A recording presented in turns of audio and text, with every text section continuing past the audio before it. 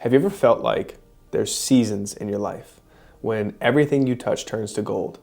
The goals you're after, you're achieving, you're getting the promotion, you're making more money, your fitness is going well, you're getting healthier, you have control over your impulses, you're present with your friends and family, you're having fun, but you're also winning in life and growing. It's the best. Like when that's happening, it's the best, but there's also the flip of that, where there's seasons where things are fuzzy, and there's seasons where your belief about what you can accomplish is lower, and your confidence is lower, and the world and your goals don't seem very clear.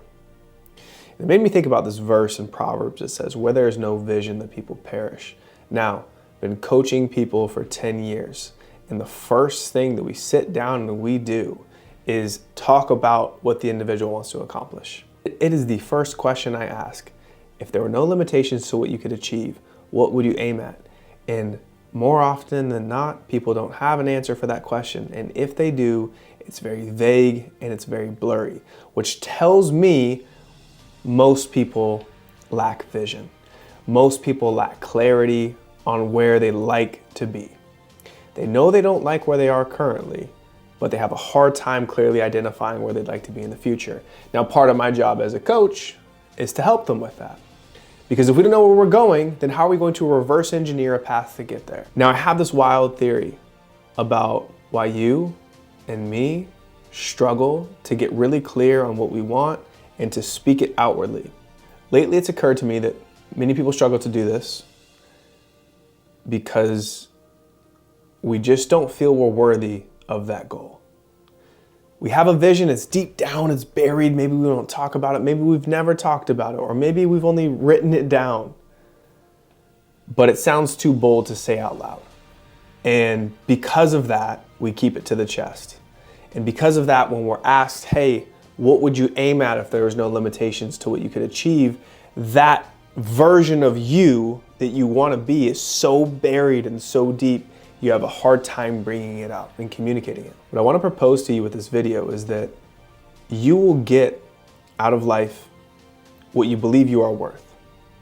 If you don't believe you're worthy of the goals that you have for yourself, if you don't believe you're worthy of being fit, loving what you see in the mirror, being financially prosperous, being a good husband, being a good wife, being a good leader, if you don't see yourself in that light and you can't connect with that vision, because again, I know you have it. Even if you don't acknowledge it, you want more.